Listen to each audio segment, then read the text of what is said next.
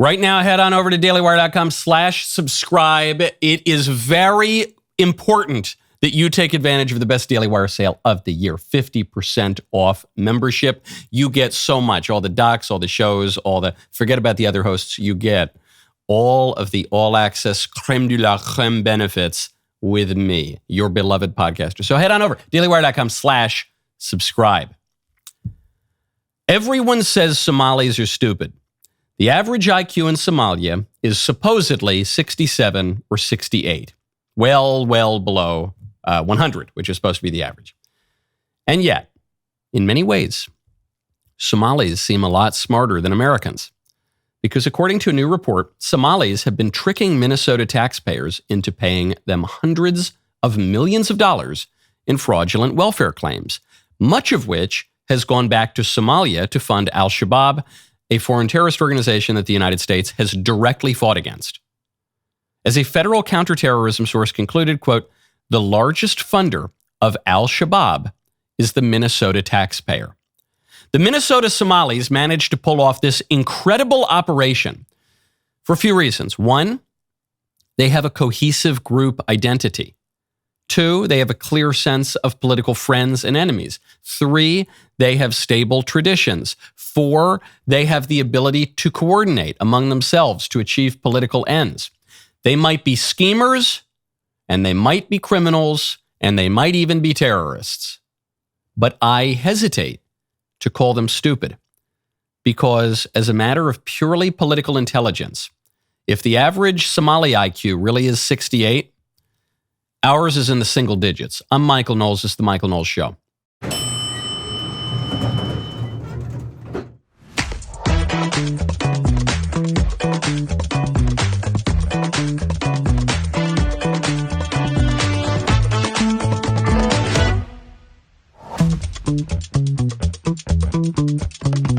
Really big show. We have my friend Lila Rose joining us. She will join us specifically to talk about the ex-congressional Aide who has just hired a fetish artist to carve her body up to make it seem as though she was attacked by leftists for being a Trump supporter. This is a weird one. Well, it's weird for a lot of reasons, but it's especially weird because it's a hate hoax coming from the right, and you almost never hear about those. First, though, I want to tell you about lean.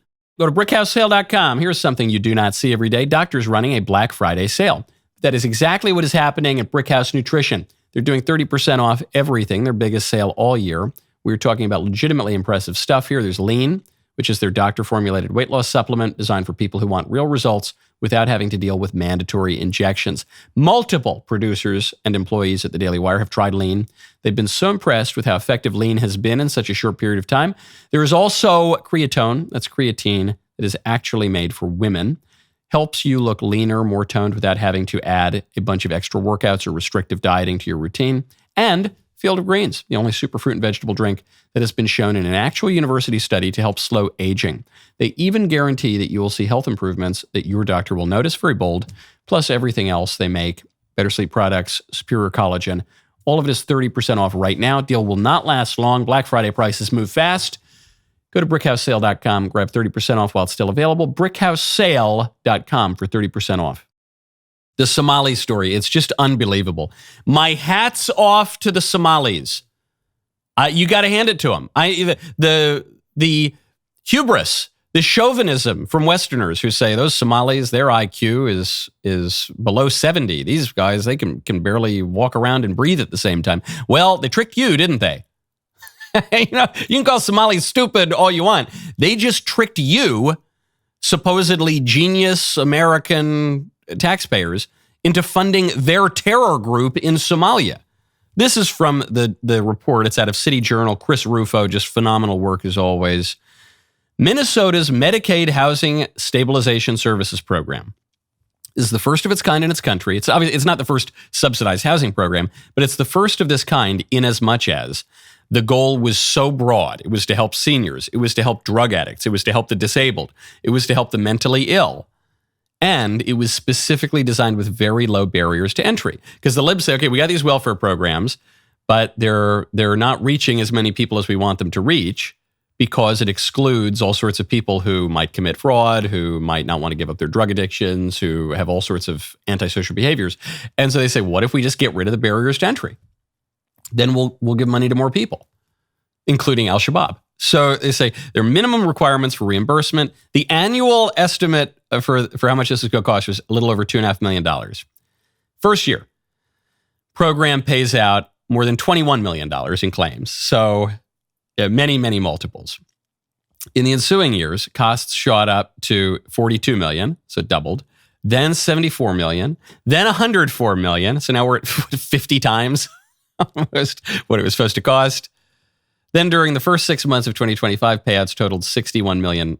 So annualized could be $122 million. On top of that, that was one welfare program the Somalis exploited. There's another one called Feeding Our Future. When this article was published, which was within the last few days, the U.S. Attorney's Office reported that Abdullah Nur Jassaw had become the 56th defendant to plead guilty in the $250 million Feeding Our Future fraud scheme. I think that number now is jumping up to 77 people being prosecuted for it. The number is going to go way, way higher because it was a massive community-wide fraud scheme to the tune of hundreds of millions of dollars. Then, forget about the housing, forget about the food. There was an autism fraud scheme. Yes, autism fraud. Is there...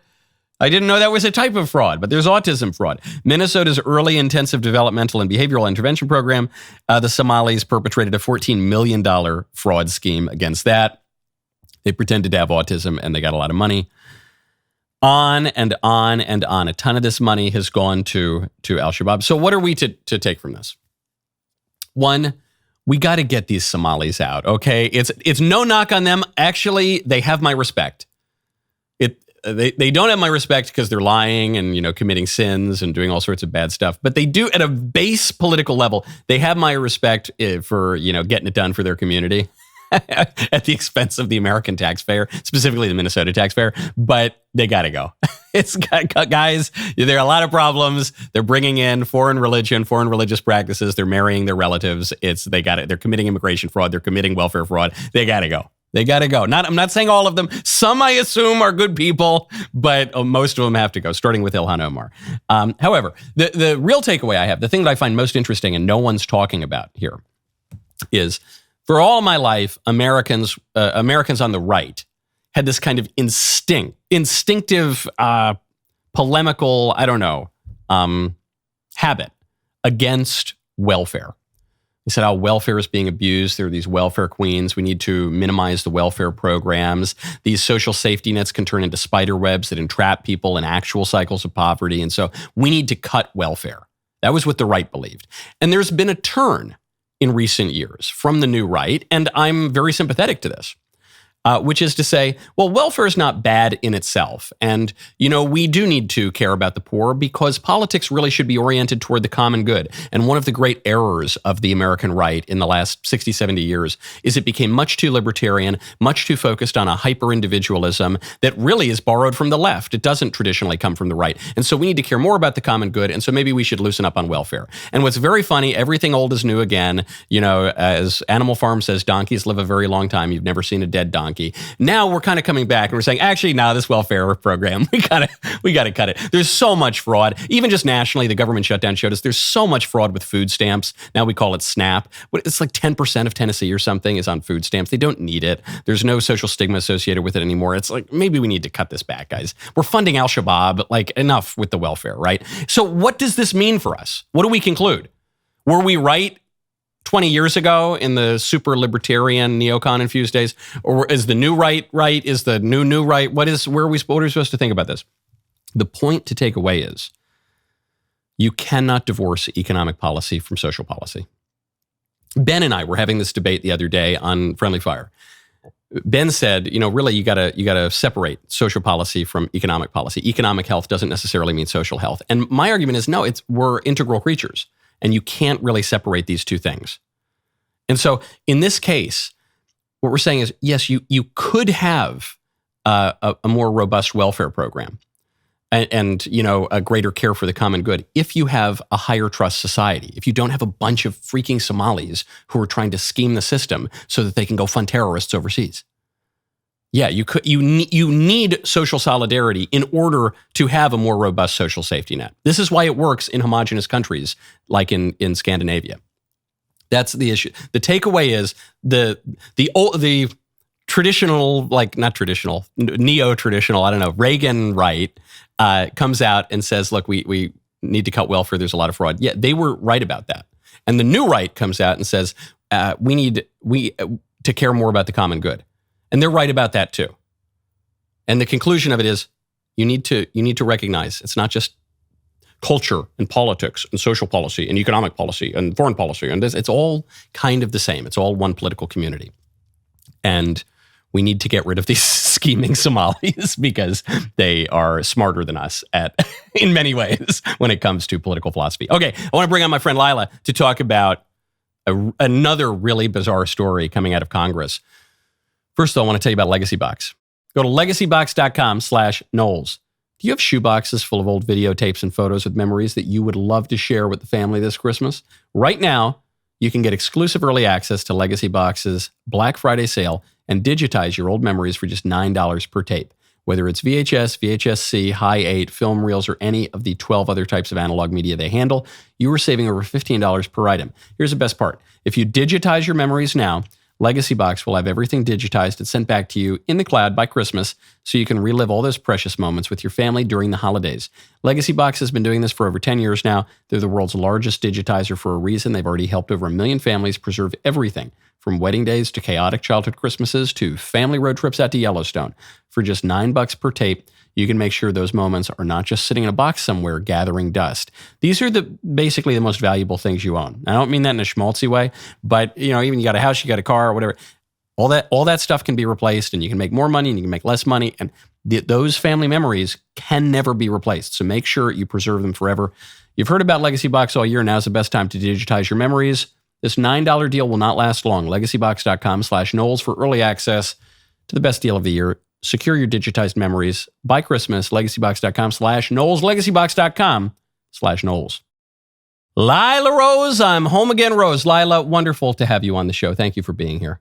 Good morning, and I've got my pumpkin spice latte, so I am ready to go. I am roiling with envy. It's simmering over, actually, just like that. Got to ask that producer to help you out. Wow, but what do I have? I just have some, I don't know, millennial bubbly slop. So, Lila, really weird story. I wanted a female perspective on this. I'll just state the facts first before I get to my commentary. An ex-GOP congressional aide has mutilated herself. So she was found by police, and she had all of these scars all over her body, slices, lacerations, and the words Trump carved across her body. Trump whore. And she was zip tied, and she was, I think, mostly clothed, but still, it was really horrifying. And she said that she was assaulted by 3 men who did this because she's a Trump supporter. She's worked for a Republican member of Congress. I think she's a law student now. And it turns out she did it herself. They found zip ties in her car. I think she was driving a Maserati. I think that was in some of the reporting. And she paid $500 to a fetish artist to carve her up. She's a very pretty girl, a beautiful girl. And she's now probably permanently mutilated herself for this hate hoax. So all of the hate hoaxes in our lifetimes, virtually all of them, have come from the left. It's Jussie Smollett. He's walking around just trying to eat a Subway sandwich, and then a bunch of Nigerian white supremacists come up and say it's MAGA country. They're calling this woman Hussy Smollett, which is not very nice, but I'm a sucker for a good pun. And it's really bizarre. It's coming from the right, and part of my instinct, and you know how much I love women, part of my instinct is, man, women are crazier than I thought they were. I don't know. What am I to make of this, Lila? I think you're right. They are crazy today. I mean, we always have the tendency to be crazy, but the girls today are not okay. That is an objective reality. And this is an example of it, and it is happening on both the right and the left. In this case, I think it's the extreme attention seeking that many young women are being, just from a very young age, they are being formed that this is the way they should be. I mean, think about social media, what it does to the female psyche. It's like constant comparison, constant attention, constant putting yourself out there via sexualization. I mean, the issue of OnlyFans today is obviously horrific, young girls prostituting themselves. But in this case, what you're seeing too, Michael, which is really interesting here, is really people trying to cash in on being right-leaning or conservative or Trump supporting and making that their brand, and then obviously doing their own narcissistic spin on it. In this case with this girl, this horrific self-harm narcissistic spin where she's, literally injuring herself to get attention. That's what this is. She's injuring herself to get attention.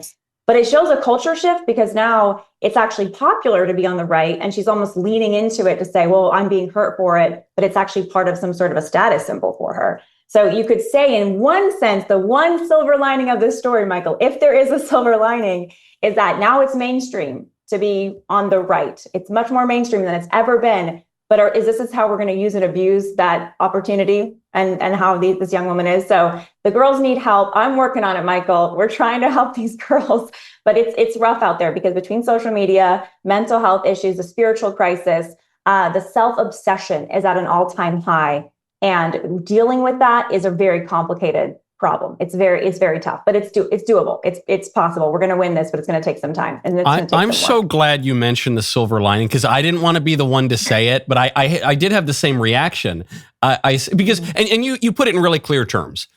The girl committed self-harm to get attention, which is a tale as old as time. That actually is something that it is. Like teenage girls and young 20s girls have done for a long time. What makes this weird, well, one is the extreme lengths she went to, but actually what is weirder is this always comes from the left. It's always, a black girl saying white supremacists attacked her and it never happened. Or it's a girl saying some man attacked her, it didn't happen. Or because of toxic masculinity or whatever. Or it's a Democrat, it's Jussie Smollett saying, white supremacists came in the south side of Chicago and took my Subway sandwich because it's MAGA country. We never see this from the right. And to me, it's the same silver lining of the most recent season of South Park. Some conservatives took it in good fun. I think Charlie Kirk, who was parodied on it, he took it in good fun. But some conservatives said, why is South Park going after the right now? And I thought, well, it's actually a nice thing because South Park always goes after the regime. And so when the regime was woke, they went after woke and they had PC principle. When the regime was, run by just kind of libs, they went after the libs and Al Gore and, Man Bear Pig. And now the right kind of has political power, basically for the first time in my life. It has real institutional, cultural, popular political power. I guess that's a good thing. I want to get your take on the sort of self-obsession here. Did you see this woman who just went viral on TikTok for promoting her childless? For those who haven't seen it, here she is. If you're only listening, it says things that just make sense in my child-free life. Sleeping in as long as I want, coffee breaks in peace, disposable income. She has like weird sculptures, like hand sculpture. Always quiet, candles as plants. Watching cartoons because I want to. Oh my goodness. Never missing a brunch. Never missing a brunch because my time is all mine. My time is all mine. She's having some like Corpse Reviver or some kind of brunchy drink. Lila, your take?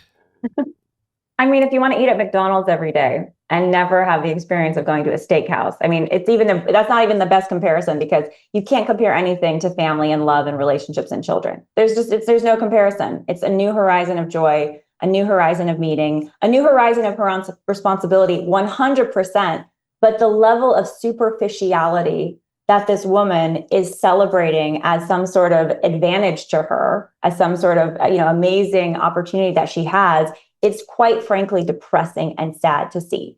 And it's back to what we were talking about earlier, Michael, the girls are not okay. And this girl her whole identity is making videos now for TikTok and going to brunches.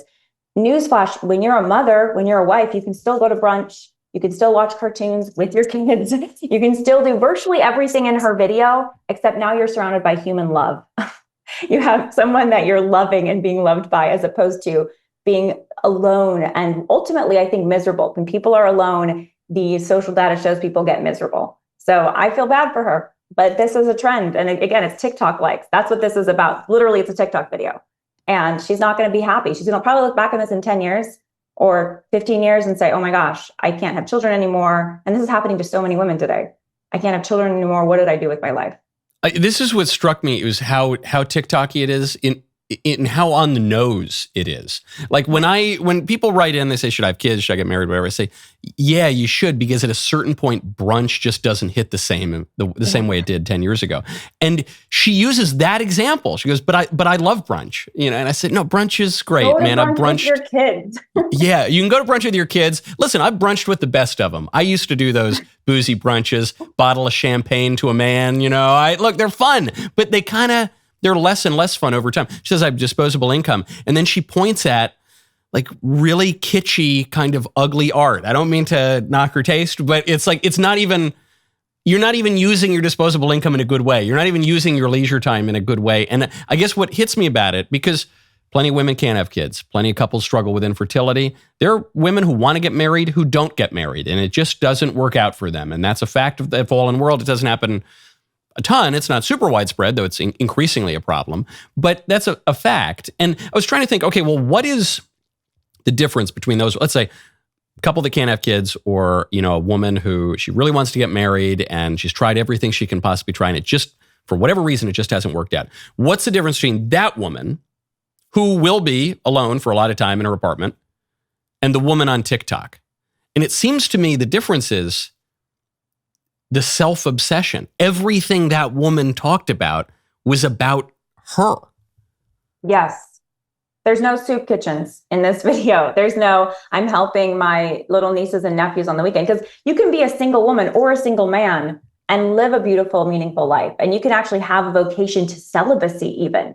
Where you don't have biological children, or maybe you struggle with infertility and you're not able to have biological children, you can still live an incredibly meaningful life. But the common denominator always is human relationships. It's always responsibility for other people, being loved by other people and loving them back. And if you don't have that in your life, you're a hedonist materialist that is going to be miserable on an eternal level. And that's what this is, eternal consequences for this. And so that's why it's serious. We can laugh about a TikTok video, but it's a serious spiritual sickness and crisis, which needs people to be waking up from by saying, you're not going to be happy like this, and look at what you're missing out on. Yes, it will rob you of all the joys. It will put you in a temporal, if not an eternal hell, but you will get as many mimosas as you want. So, you're kind of like on one. I still go to brunch with my kids, okay? So that I don't buy the whole brunch is impossible with kids. You could, that's true. You could buying it.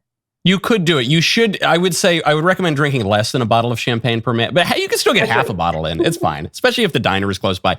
Lila, marvelous to see you as always. Just a reminder, you do a billion different things, obviously with live action, with the podcast, but where can everyone find you? Thank you. Well, liveaction.org is our website, and The Lila Rose Show, wherever you get your podcasts. Go do it. Go do it right now, Lila. Lovely to see you. Thank you. Now I want to tell all of you about Shopify. Go to shopify.com/Knowles. Starting your own business, starting your own podcast, which is a business, can be very, very intimidating. Let Shopify help you. Shopify is the commerce platform beyond millions of businesses around the world and 10% of all e-commerce in the US. We even use it for our own DailyWire shop to make sure things are running smoothly and efficiently so you all can get the goods. You might be asking, what if I can't design a website? What if I'm worried people haven't heard about my brand? No problem. Shopify has got you covered from the start with beautiful, ready-to-go templates that match your brand's style, help you find customers through easy-to-run email and social media campaigns. If you need a hand with everyday tasks, their AI tools created specifically for commerce can help enhance product images, write descriptions, and more. Plus, their award-winning customer support is available 24/7 to share advice if you ever get stuck. Turn your big business idea into with Shopify on your side. Sign up for your $1 per month trial. Start selling today at shopify.com/Knowles, Canada WLAS, shopify.com/Knowles. That is shopify.com/Knowles. Speaking of young people, and speaking of children, actually, famous children, Nalin Haley, Nikki Haley's son, just went on Tucker's show and lit the internet on fire because of this claim that he made about public office and naturalized citizens. And there's so many different aspects to immigration that it's not just the migration part of it, but a lot of other things that are just out of control. Like what? So naturalized citizens should not be able to hold public office. Growing up here is a big part of understanding the country. We need to stop and limit the amount of foreign students that are coming into our universities. Some of them are spies, by the way, for foreign governments. But it's also just we should put our kids first. Yes. And we should also not allow dual citizenship because that's the stupidest idea. You're either American or you're not. And everyone wants to make it so complicated. That's the thing that I don't like about the past generation is they're always about the rules, the process, and regulation. No, it's really simple. You're just America first. People should have their loyalty to America first. And if they can't do that, then this ain't the country for you. This is a really important, broad political point. And I know there are going to be a bunch of people who are going to find exceptions and they're going to say, oh, well, you know, I've got Italian citizenship because of my grandparents. And it doesn't mean I'm loyal to Italy or whatever. Or I came from another country and they won't let me renounce my citizenship. Okay, yeah, sure. There are all sorts of exceptions. No one denies it. But what about the broader political point he's making? What he is saying, even go back, I felt the first point was even stronger when he says, naturalized citizens shouldn't hold public office. Now, it might be difficult to make that, to make a case for that legally or what, you could change laws, I guess. The broader point that he's saying is citizenship, true citizenship, takes time. It doesn't just happen overnight. You don't come here from some far-flung country with a radically different culture, with a radically different religion, with radically different practices. You don't just come here and memorize a few facts about American civics and take the test, raise your right hand, and magically become as American as apple pie. That doesn't happen. That's a very rationalist view. That's a very liberal view. That's a very abstract, ideological view. But it's not real. It's not real. Citizenship actually takes time. It's not to say that there is just something magical in the blood that makes a citizen, that forecloses citizenship to other people, other peoples. But it is to say that citizenship takes time. When you're here for a long time, 2, 3, 10, 12, 13 generations, you're going to see a difference in culture, in tradition, in habit, in attitude. And you don't just get that overnight. It takes time. What Nalin Haley is pointing to here is the fact that politics is deeper than just saying a few words or memorizing a few facts. Politics is deeper than just assenting to a few creedal abstractions. And that's in recent decades, we have reduced citizenship to that. America's just an idea. And diversity is our strength. And anyone can be an American. That isn't true. There's a creedal aspect to the country, as there is to most countries, but there's more than that. It's also geography. It's also borders. It's also habits. It's also traditions. It's also hot dogs on the 4th of July, and it's also people. Okay, the fact that we have a great founding story of America, beginning with the Mayflower, which is a terrific cigar brand. And I think about, so some of my ancestors came on the Mayflower. Some came on a sardine boat from Sicily, but some came on the Mayflower. And some other English settlers came a little bit later in 1660. You have John Knowles arrives. The Knowles family home stood in New Hampshire from about 1660 until 1994 when it burned down. Okay, centuries. 334 years by my count. This home stood. And when you get that into your bones, when you get that into your habit, that will change you. That will shape you in a way that arriving off an airplane from Uganda and learning who George Washington is and answering a few simple questions on a test is not going to make you an American. And what he's saying is that the people who just got here probably shouldn't be the ones in office. And that's obviously true. That's obviously true. Maybe there are some exceptions. Maybe a blue blood is really bad for office, and maybe some guy who got here is the exception that proves the rule, but the rule stands nevertheless. And on the point of dual loyalty, this is just a problem of nationalism, of the Westphalian system. Yes, you cannot simultaneously be equally loyal to two things of the same kind. It's just not possible. You can be loyal to two things of different kinds. I can have a loyalty to my Mayflower cigars and a loyalty to my comfy sweaters. By the way, we're going to have a new sweater I'm debuting in the Membrum Segmentum, so stay tuned for that. Because those are things of different kinds. But I can't be equally loyal to the United States and the United Kingdom. I can have great affection for the United Kingdom. I can have great affection for Italy as an ancestral home. But no, the two things are the same kind. You have to have your loyalty chiefly to one of those things. That's just how it works. And it's great in the case of Nalin Haley because he is the grandchild of immigrants. So he's saying, look, I'm speaking from experience here. I think that it takes some time, and you develop more American habits over time. So really great point. Even if one can't quite implement the particulars of the things he's talking about, at the broader point of political philosophy and citizenship, he's making a very, very important argument that previously would have been considered totally common sense. Okay, speaking of identity politics, this is another insane story that everyone just knows. Everyone knew that the Somalis in Minnesota were scheming and defrauding people. We all knew it. Now we have proof. And everyone knew that Capitol Hill staffers are completely insane. We all knew that. In fact, I think that woman who chopped herself up, I think that she might be the least psychotic Capitol Hill staffer, Washington, D.C. staffer. We all knew it. Now we have some proof. Here, we now have a really important thread. This was posted by uncorrelated_, who went through a meme that you see. And the meme is you look into crime databases and you see, name, Jose, age 29, race white. And you see the picture and it's like the most Latino looking guy you ever saw in your entire life. Face tatted up, Venezuelan. It's ethnicity white, or race white, or whatever. And you see this a lot anecdotally. So this account posts, white by default, the viral posts were right. We scraped 5.5 million criminal records and 1.5 million mugshots from 39 states.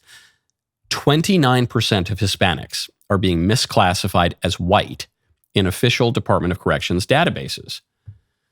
The thread goes on. Everyone's seen the collages. The problem is it's anecdotal, cherry-picked, no way to verify. So we had 1.5 million mugshots, names, and official racial classifications, time to test it systematically. And once this individual ran these numbers, according to this guy's analysis, correcting for misclassification, Hispanic criminal record rates increase by 20 to 31%. White criminal record rates decrease by 4 to 6%. Black crime rates decrease by 1%. So the black rates remain basically the same. The white rates significantly decrease, and the Hispanic rates very, very significantly increase. Why is this happening? There's going to be some pedantic person says, well, actually, it's because race and ethnicity are different things. And actually, there are many Hispanic people who identify as white. And obviously, there are some Hispanic people who are much whiter and others who are a little darker and others who have more of an admixture of the indigenous people. And so there's actually, yeah. But that's not meaningful in the American context. In the American context, when we're trying to get down to different ethnic or racial enclaves, different cultural groupings, when we're trying to get to the heart of the matter, no one thinks that white and Hispanic mean the same thing. No one thinks that white and black mean the same thing or Hispanic and black mean the same thing. Though we know what you're doing when you are because the misclassifications only seem to go in one direction. And the point, obviously, is to avoid the politically incorrect fact that white people commit relatively little crime, especially relatively little violent crime. And other racial groups commit significantly higher proportion of violent crime. And that's politically incorrect because we're not supposed to say that white people have an advantage at any kind of social outcome, or if they do, it's the result of some terrible system of oppression or whatever. And it's just icky, and it's called racist. It's like a racist fact or something. But I guess the rejoinder to this is, if you actually love people and you want to help them and you want them to improve, the first thing you have to do is acknowledge reality. So if there's a particular problem with black crime, which obviously there is. Or in this case, what we're talking about, if there is a serious problem with Hispanic crime, problems that you don't see when it comes to white people, then the first step to helping them, to fixing the problem, and don't forget, we punish evildoers not only to protect the innocent, but also to help the evildoers, because it harms you when you do evil things. This is an observation that goes back to Plato in the Gorgias. This is an observation that goes back to the Bible. It helps the guilty to be punished. If you want to help them, you have to acknowledge reality. And so much of, I think, what undergirds modern leftism is all the way up to the transgender ideology, maybe that's a special example, is that they believe that lies are helpful and good and nice, and that the truth is cruel and that you have to avoid it. Okay. Oh, there's so much good stuff to get to, but we don't have time because I want to get to the mailbag. Before we get to the mailbag, I want to tell you about St. Paul Center. Go to stpaulcenter.com/America. America has reached a cultural and spiritual crossroads. People are looking for the truth. In their search, more and more people are turning to the Bible for answers. Bible Across America is a nationwide Bible study, biggest Bible study in the country, hosted by the St. Paul Center for Biblical Theology, 7-week Bible study exploring the personal challenge of affirming Christ as teacher and Lord. Join the movement and learn to share your faith confidently. It started November 5th. Certainly not too late to sign up. Do it right now. You go to stpaulcenter.com/America. I love the St. Paul Center. I was just at the St. Paul Center Gala. I have the study Bible that was the Ignatius Study Bible that was edited by Scott Hahn, who founded the St. Paul Center. It's one of 2 books on my desk at home. Unbelievable insights that can come from the St. Paul Center, especially at this moment where there's a big spike in Bible sales, a big spike in church attendance, a big interest in the eternal questions and returning to faith. Avail yourself of the best resources available. Go to stpaulcenter.com/America. Our best deal of the year is happening right now. DailyWire Plus memberships, 50% off. There's nothing negative to say about it. It's even on the internet, even on social media. You want to say something negative about everything, but there's nothing. You get ad-free, uncensored DailyWire shows an hour early before everyone else. You get live chats with the show. You get investigative journalism. You get our whole library of premium entertainment. That includes the Pendragon Cycle, Rise of the Merlin, premieres January 22nd. All access members get exclusive early access on Christmas Day to episodes 1 and 2. Go to dailywire.com/subscribe, save 50% on your DailyWire Plus annual membership now. My favorite comment yesterday is from Cow Squaldoath. What a name. It says, let me guess, Chicago man is code for like youth or Florida man at this point. Yeah, it's a little euphemistic, I suppose.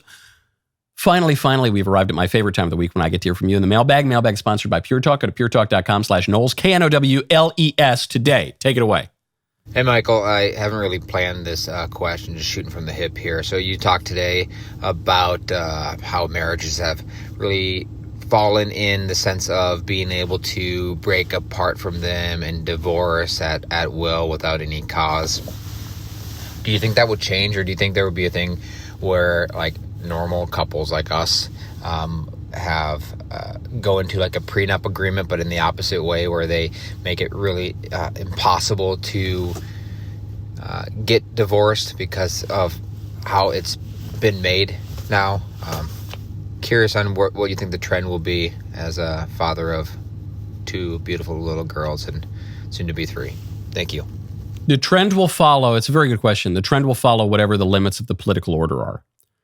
So what you're describing is a kind of private fix for a public failure. The public failure being the liberalization of marriage, the encouragement of divorce, and the subsequent collapse in marriage rates. And so the private fix is, okay, well, we're going to constrain people far beyond the bounds of the law, and that's not going to work. It's not going to work because ultimately these matters will be adjudicated by courts, and the courts will defer to the public law. They won't honor the private compacts or contracts that you've signed. So there's no way out. This is the conservative and especially libertarian instinct is to say, well, look, I don't want to deal with all the stupid politics. I don't want to have to run for office. It's such a hassle. I don't want to have to deal with the extreme tedium of trying to pass laws and then fight the bureaucrats who don't want to properly implement the laws. And I just don't want to deal with it. So I'm just going to retreat to my own little community and my own smallest community, my family, and I'm just going to try to have private solutions. I get the temptations for all of that. I work in the private sector. I get it. Ultimately, that's not going to work. Ultimately, you have to wield the political order. And so if the political order encourages divorce and discourages marriage, as it currently does, and the political order now, in fact, has abolished marriage practically by redefining it through Obergefell, then you're going to get less marriage and you're going to get more divorce. Or you're going to get a lot of divorce, at least. The trends will go up and down. But if you have a political order that encourages marriage and discourages divorce, then you can get more marriage and less divorce. That's how it works. I've talked about the Knowles prenup. Knowles prenup, it says, before you get married, you sign it, and it says, whichever party institutes or initiates the divorce forfeits everything.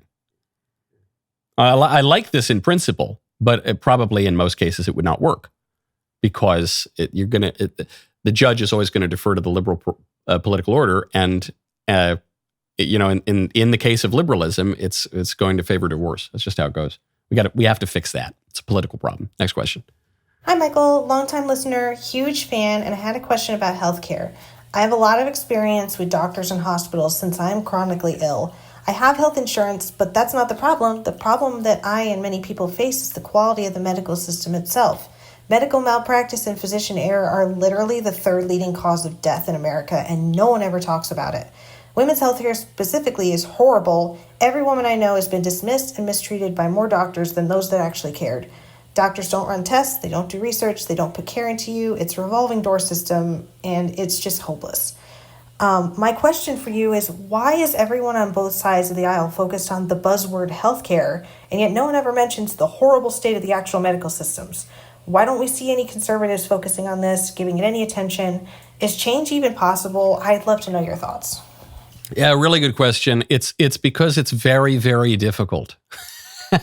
And so for the left, they focus really just on medical insurance or, government-backed medical insurance or ways to strong-arm private medical insurance. And they focus on this because they're trying to expand another welfare program to give themselves more control.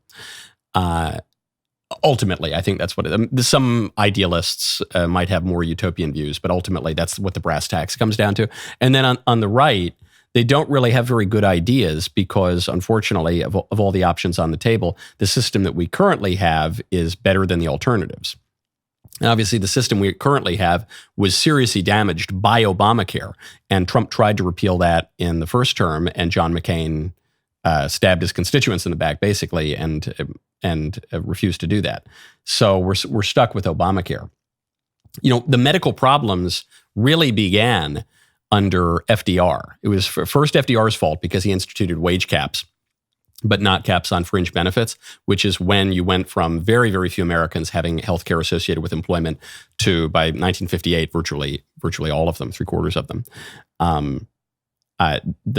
That system then, continued. And then with Obamacare, it was, the perverse incentives to it were further entrenched. And the insurance does affect the quality of care.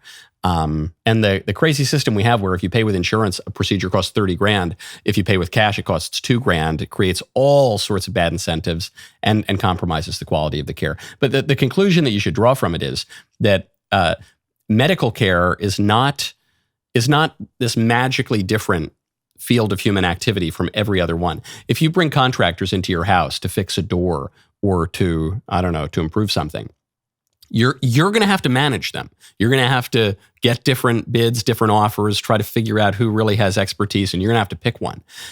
When it comes to almost anything, a car mechanic, a tailor, anything like that, you are ultimately managing. You're bringing your judgment to bear to figure out who's going to do the best job. That's true in medical care too. You don't just leave that up to someone else, and you don't leave it up to some faceless insurance company or the government because they're going to do a worse job than just about anybody. Okay, do we have time for one more mailbag? I want one more mailbag question. Okay. Hi, Michael. I'm going to try to keep this short. I've written mailbag but never voiced, so I feel awkward, but okay. My question for you is, do you have any recommendations for a confirmation name? I was baptized and received my first communion as a child, but I was never confirmed. For most of my life, I would describe myself as like a sleepy Christian. In 2020, during college, I lost my mother to cancer, and in the years that followed, I drifted even further into the traps and distractions of this world. A few years ago, I found my way back to church through a non-denominational community, thanks in large part to voices and podcasters like yours who helped reignite that spirit of faith in me. Not long after, I reconnected with my now long-term boyfriend, who is Catholic, and he gently led me back to the Catholic Church. I am now going through OCIA, and I couldn't be more grateful or excited for this journey. His mother is actually my sponsor. And again, I want to thank voices like yours who kind of reignited this interest in Catholicism. As I approach confirmation, I want to choose a name that reflects my story and symbolizes my path that God has brought me on. And I deeply value your biblical insight and would love to hear any name recommendations you might have. Thank you for your show. Thank you for what you do. I think you impact so many people around the world, me being one of them. So thank you. Well, that's very kind, very, very sweet question. And, you and I have fairly similar stories, oddly enough, other than the boyfriend thing. I didn't have one of those. Though I did reconnect with my long-term girlfriend, I guess, so around that time. So it's interesting. We have very, very similar stories. The name that comes to mind is Augustine.